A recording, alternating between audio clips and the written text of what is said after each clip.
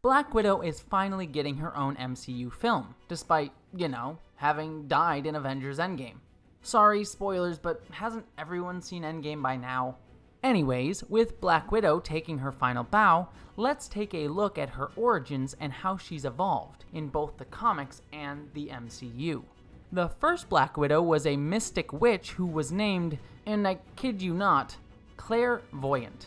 Now that's a comic book name. Claire would kill evildoers to deliver their souls to Satan, just a bit different from the super spy we would later love.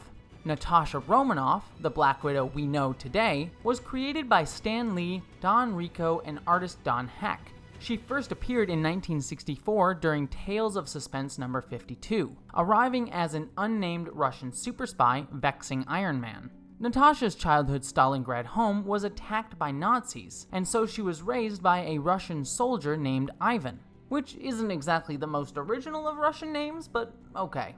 Ivan took Natasha to Department X, where she was trained as part of the Russian government's Red Room facility, and was given false memories of having been a ballerina. She quickly became the Red Room's top agent, the Black Widow.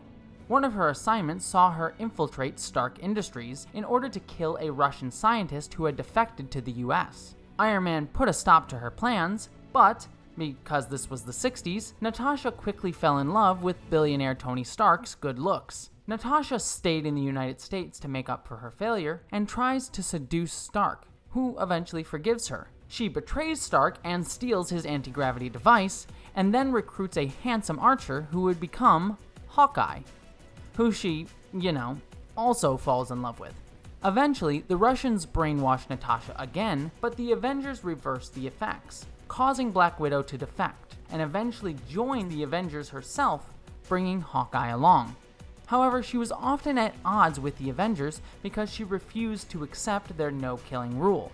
Basically, she was Zack Snyder's Batman without the angst. What does that mean? Black Widow would eventually leave the Avengers, as well as her boyfriend Hawkeye, for her own comic series. Black Widow became a vigilante fighting criminals in New York and would cross paths with heroes like Daredevil. In fact, Black Widow soon began a relationship with the blind lawyer. At this point, Natasha could actually create a Scott Pilgrim-like league of super ex-boyfriends. The new couple moved to San Francisco, where Natasha tried to start up a job as a fashion designer, but ultimately her career failed. I can only assume because not everyone wants to wear skin-tight black cat suits. She would eventually break up with Daredevil and rejoin the Avengers and then the Champions, helping both teams on and off for several decades. Eventually, she would become an agent of S.H.I.E.L.D., where she would come into regular conflict with the new Russian Black Widow named Yelena Belova, played by Florence Pugh in the MCU film. Natasha would also join Iron Man's side of Civil War and also fought the Skrulls during Secret Invasion. Natasha was eventually killed during Secret Empire when a fake Captain America snapped her neck with his shield. Eventually, unlike the MCU Black Widow, Natasha would come back to life through the use of clones. Yet no matter what her fate in the comics or movies, Black Widow will always have a place in our hearts, and the hearts of Marvel's male superheroes apparently.